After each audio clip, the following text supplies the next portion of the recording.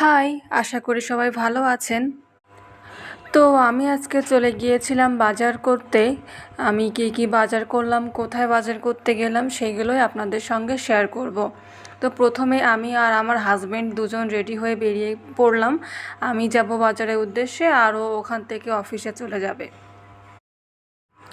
তো আমার বাজারের লোকেশন হচ্ছে সোনাডাঙ্গা বাস স্ট্যান্ড থেকে একটু সামনে, যে নূরজাহান ক্লিনিকের অপোজিটে। তো এখানে সকালবেলা বাজার বসে এবং খুব অল্প দামে এখানে মাছ, শাকসবজি, মাংস, গরুর মাংস, খাসির মাংস, সব ধরনের মাংস এখানে পাওয়া যায় এবং সব ধরনের শাকসবজি, মাছও এখানে পাবেন। ইলিশ মাছ থেকে শুরু করে যে মাছ আপনি চাচ্ছেন সব ধরনের মাছই এখানে পাবেন। এই যে কথা বলতে বলতে আমার বাজার করা শেষ। আমি এখন বাসায় চলে আসলাম। এখন আপনাদের সঙ্গে শেয়ার করছি আমি কি বাজার করলাম। তো এখানে আমি একটা মুরগি নিয়েছি, আর হচ্ছে 1 পোয়া চিংড়ি মাছ নিয়েছি, যেটা আমি চাল কুমড়ো দিয়ে রান্না করব। আর নিয়েছি পাবদা মাছ। আর ওই মাছটা ওই মহিলা বললো যে এটা ইলিশ মাছের মতো খেতে লাগবে, এটা আপনি নিয়ে যান।